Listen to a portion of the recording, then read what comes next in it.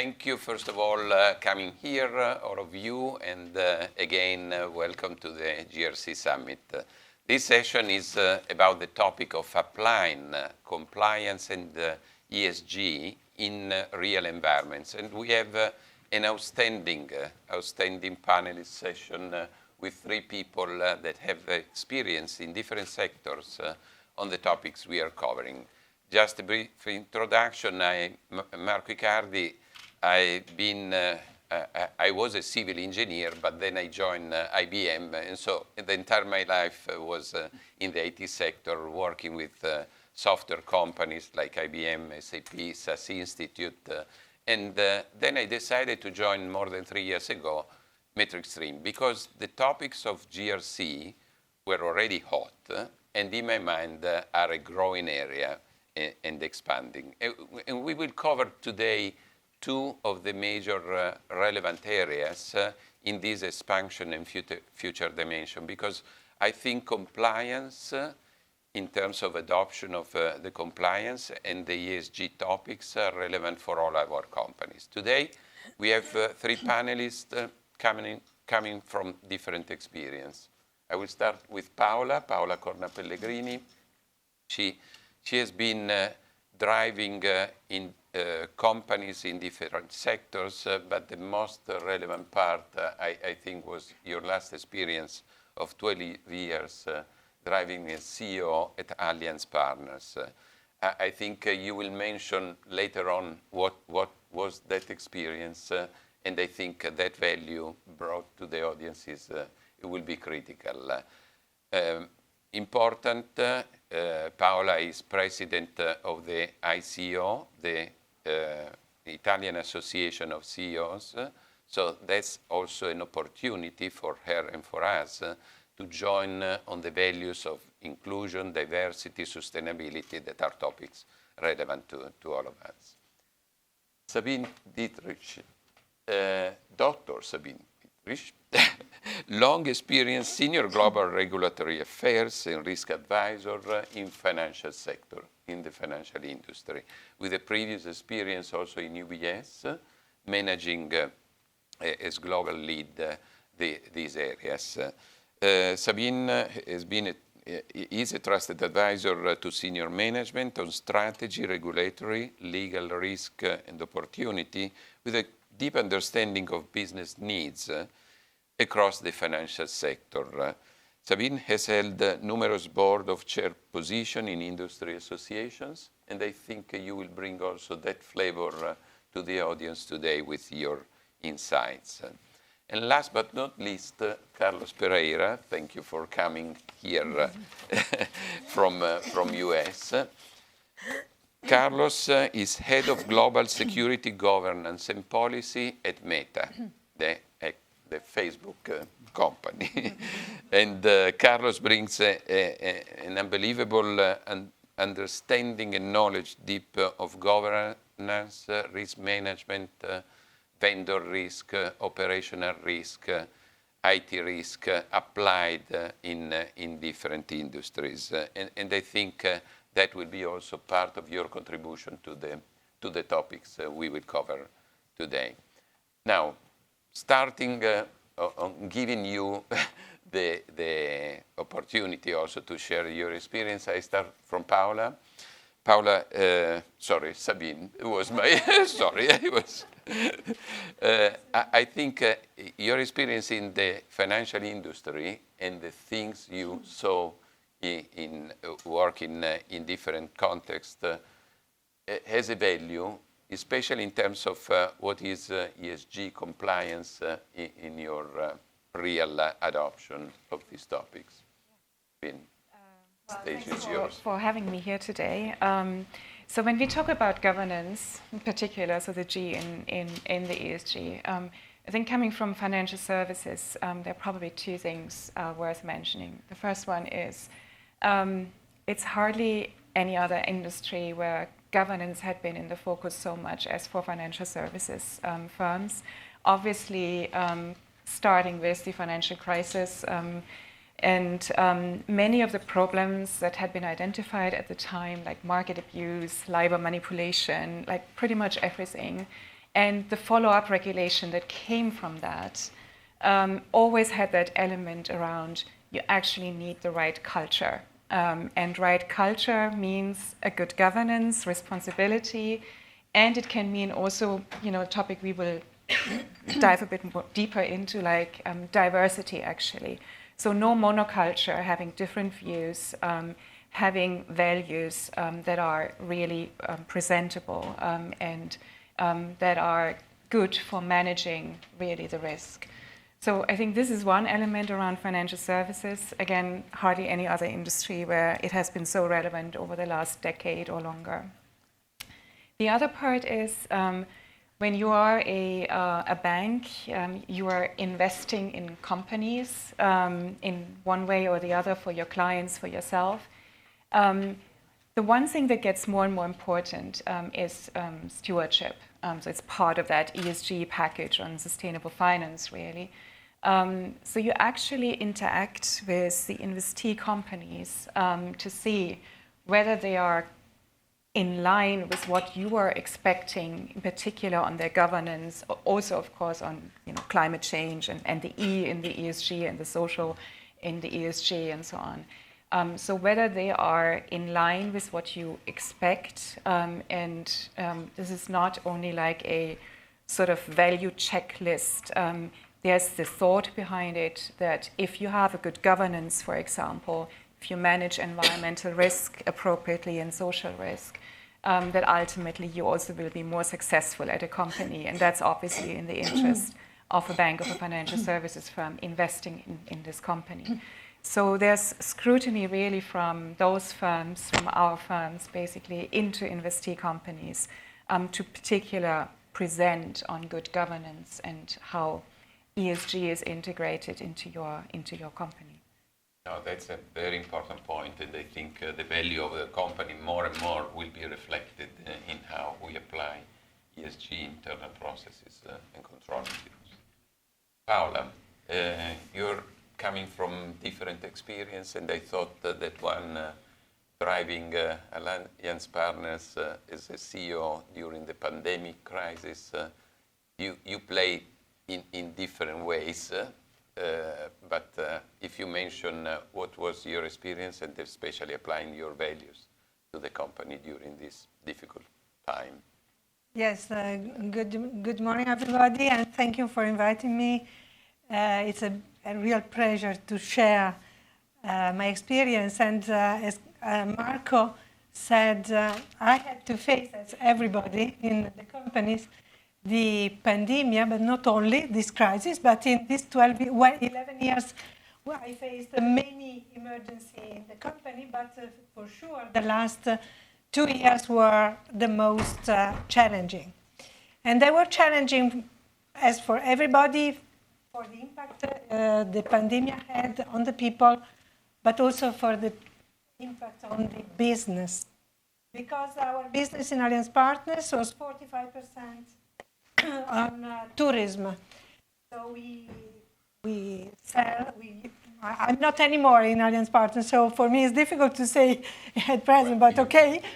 The company says insurance for travelers. So if people don't travel, of course, we don't insure them. So we had to rethink the whole organization of the company. And you know that Italy was the first country in Europe, or after China, to be honest, to be affected by COVID-19. So it was 22nd of February, and we had our first crisis unit meeting. It was a Sunday, and I called my colleague, I used to be the CEO, and so the executive team, in order to plan what to do. And the way I approached it was, yes, for the time being, there are only small little towns that are in lockdown, but let's get ready for the Italy lockdown. They were, my colleagues were a bit worried because it was already a challenge to be ready for this small part. So in 2 weeks' time, to make it short, we were able to put 500 people in remote working. starting from 50 people. And after 1 week more, we also decided to do the same in the south of Italy, where we have another call center factory, let's say. It was a big challenge, but the key success factors were we were ready to have a unit crisis in place. There was a strong team spirit, so everybody was, let's say, generous in giving time, thoughts, energy to make it to happen. We put at first people.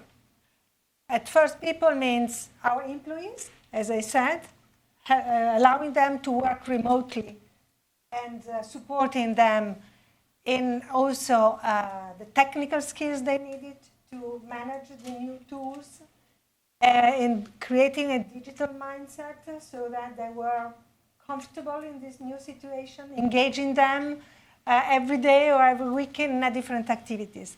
But at the same time, the customers, because the customers were flying around the world anyway, they were there and they were not finding flights or ways to come back home, for example. So we had to support them as well.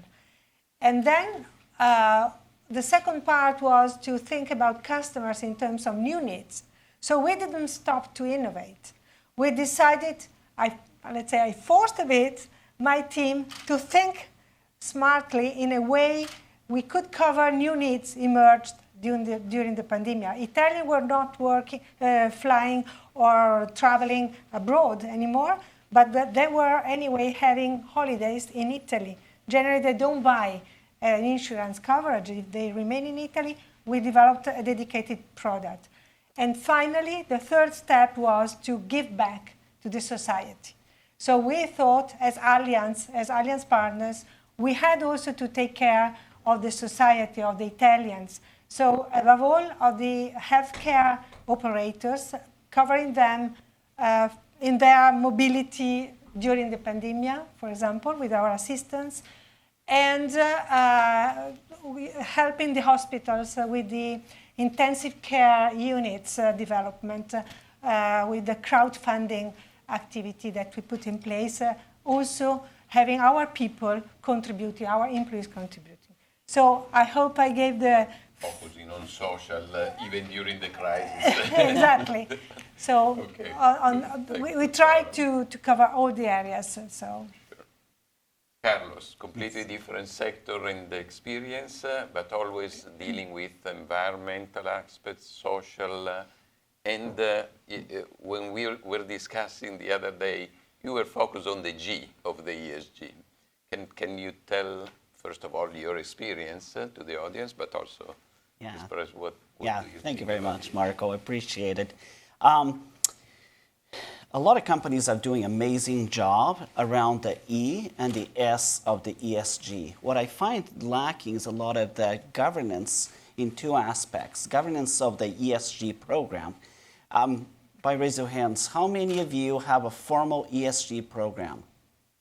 No shame, not that many. But a lot of the risks associated with it, it's throughout the organization, right? This is yet not a formal, organized team or function for many of the organizations. But soon will be. There's a lot of regulation coming down. And so the G, I call it the little g out of the ESG, is the governance over the program itself. That's where I see a lot of opportunity. There's a lot of efforts that's been dedicated around the environmental and the social.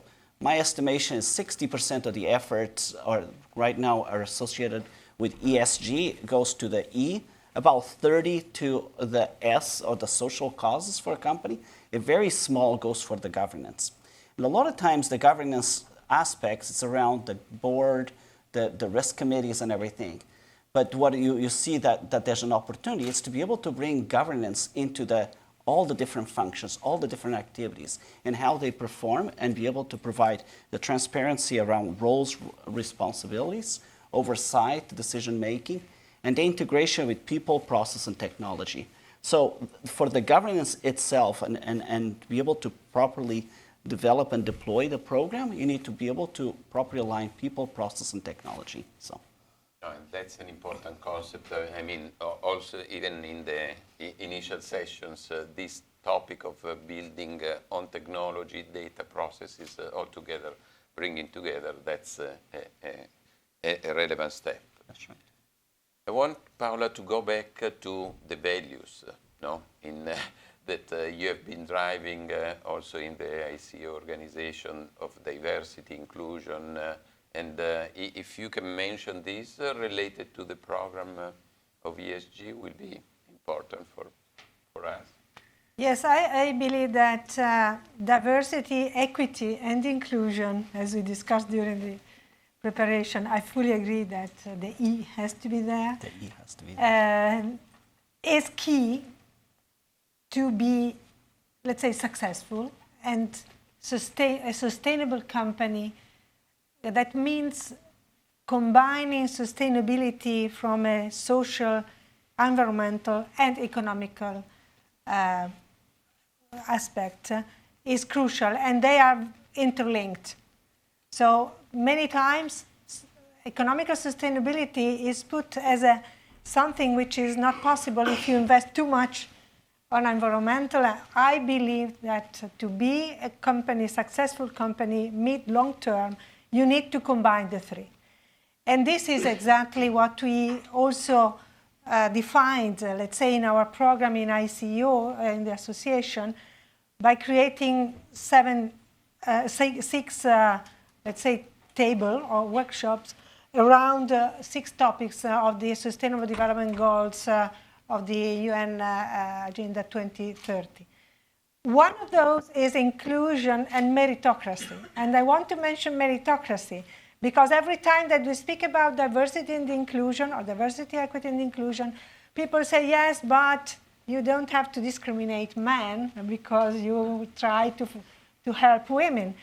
Of course, but being inclusive and doesn't mean to give privilege, means to give the equal opportunity to express your talents, your competencies.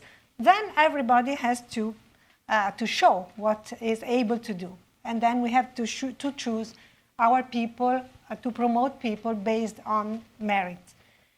This is what we develop in ICO. And one of the things that we have done, we supported the standardization body in Italy to develop a new, we call it practice, the government calls practice, that gives guidelines about diversity and inclusion in the organizations and is the reference for the certification for gender equality that was defined in a norm recently as being something voluntary but needed for the companies to get some benefits, like fiscal benefits or social contribution benefit or discount, like premiums during the I can't remember come si chiamano I bandi di gara. The tenders, public tenders. Exactly. So with this approach, we now are implementing, we developed together with other associations, like Winning Women Institute, I'm president of as well. This list of KPIs, quantitative KPIs, 33, divided in 6 areas, and the companies in Italy, from the micro companies to the big companies, will be evaluated, assessed, audited, and certified with this, following these guidelines. We believe, that is very important to measure, and this is what the data are important, and if we don't measure, we cannot improve. And in Italy, but in the world as well, we need to improve because if we don't do anything, it will take 132 years, as the World Economic Forum calculated, to get parity among the genders. And I think you mentioned data, gathering data to build KPIs, and this has been probably linked to technology is a relevant topic. How do you see that aspect? Indeed. So, I mean, going back to sustainable finance, so how financial services firms have to look into ESG, usually it's linked to some sort of disclosure requirements about your own firm and about your products, how you're organized, etc. Now, if you look into a bit more detail here, you usually have a qualitative part of this disclosure, and then you have a quantitative part of the disclosure. And they are sort of equally important, but of course, qualitative disclosure is, usually like a long memo kind of style, what you're doing, how the governance looks like, etc. And it's not easy for like external firms, also for banks judging investee companies, to actually, judge it in an objective way based on these qualitative disclosures. So the quantitative part actually really has the element that makes it objective, that makes it comparable, that really helps to get a sort of standard into it.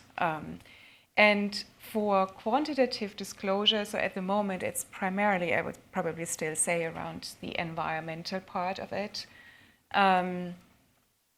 The problem still is that there's not enough data out there, and then there's doubt that the data that's out there is actually has quality. And so a lot that regulators are looking into for financial services firms, but also for companies that are listed, basically, is around how to make that data reliable, how to, boost up, hence, if the data is reliable, the trust into, ESG products, for example, in the financial services world. They think about actually supervising the data service providers in this context. They think about a golden source, establishing a golden source, or like a central point where data is sort of stored. They look into how are ratings actually working. So similar to the existing rating agencies, you have ESG ratings, but how can you make that measurable, really?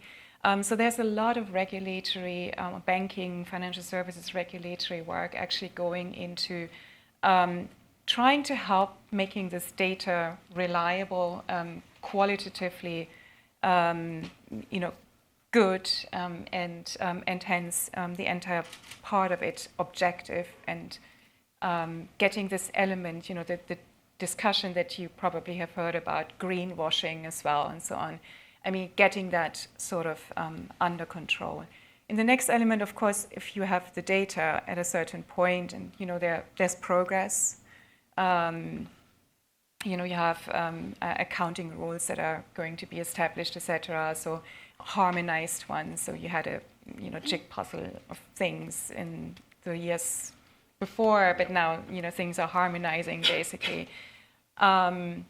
So if you have better quality data, of course you need to look into how to analyze the data, and you need a certain standard here as well. I mean, there's no rule out there how to handle the data and how to judge basically what firms are disclosing. So a lot will be still in the discretion of a bank on how to judge that.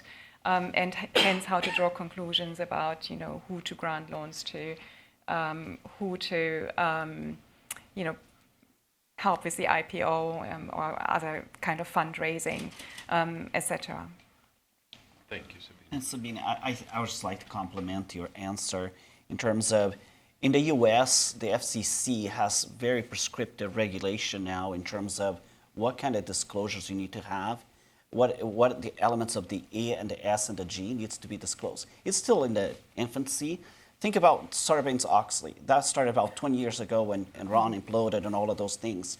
And the first few years was kind of like clunky. Now, SOX testing and data is like a second nature, right, to organizations. This is going to be the same thing with ESG. Right now, we're just getting started. So. Good point. Yeah. And where do you think it's better to position a ESG leader internally in an organization? Because I'm wondering what role should be covered with this. There's not a one size fits all. There's pros and cons where in the organization ESG program should reside. There's a lot of arguments in favor of part of the GRC program because there's a lot of similarities, a lot of synergies there. Some of the leading organizations that I've noticed, they are migrating towards be part of either a regulatory body or the legal. You know, there's legal obligations, if not now, for many of the countries you represent, but around the globe, where this will become a mandatory regulatory filing, and therefore potentially the legal organization is probably better equipped to be able to, manage the program. So. Yeah, I think it might be slightly different, basically, in the in the financial services world, indeed. And of course, I mean, there's always this element around, the first, second, third line of defense, basically. So what we in general say is ESG needs to be integrated everywhere in the organization. And so it needs to be in the control framework, needs to be in legal, it needs to be on the investment side for financial services firms. And then it needs to be on every level, basically, of the organization. Absolutely. So again, probably quite particular for financial services firms. Like, for example, here in the UK, you have the senior management and certification regime. So everything is directly linked sort of to the top, and there's direct responsibility there. And that's, of course, also the case with regard to managing ESG risk and how the firm is accountable for everything. I think with this last comment on the ESG integrated across the value chain of all the companies, I think we can close our session. Thank you again, Paola. Thank you, Carlos and Sabine, for coming here and for sharing your experience. Great, Thank you. Great Thank you panel. very much. Thank you.